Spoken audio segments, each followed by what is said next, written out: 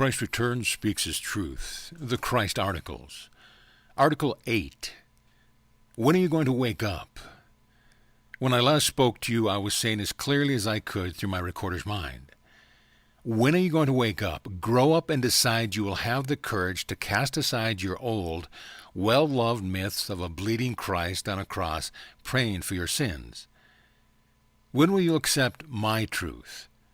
The truth that I, Jesus, was seen to be a threat to public peace and a threat to the Jewish leaders, because I taught the people about a God of love, a God which did not need sacrifice. I taught people that forgiveness was essential to experience a happy and healthy life, while the Jews taught an eye for an eye, and that their God sent them into holy wars against the pagans. I, the true Christ, taught them that they should not be worried about unclean drinking cups, but should watch what came from their minds and mouths. Those who have insight and understanding will recognize that I have returned and am enlarging on this simple theme and explaining why I taught the principles of life, which people now need so urgently to save themselves and the planet from wholesale disaster. Read letter 1 until you fully understand it.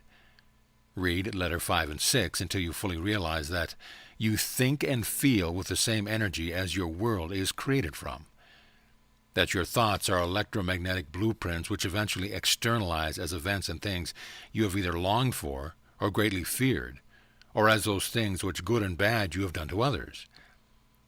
Do not dismiss these letters as having no bearing on your life. They explain exactly why love is the very stuff of which your body has been fashioned. When you live with anger, resentment, and dislike in your hearts, you are actively creating negative forces which gradually undermine your health and destroy your bodies and your lives. Because the letters describe the true nature of that which has brought all visible things into conscious being, and your exact relationship to it, with the letters' help, you can change your own self. You can become the kind of person you will be happy to live with. Never again will you have to be told to love and respect yourself.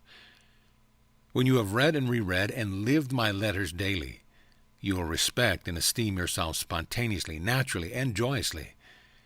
You will rejoice in who you really are, in your limitless potential for creativity. And this is not a New Age teaching. My Christ teaching remains and will remain the same throughout eternity. It is the Father, divine consciousness, does the work of creativity in me, and will do so equally in you when you overcome the ego, when you too become universal love.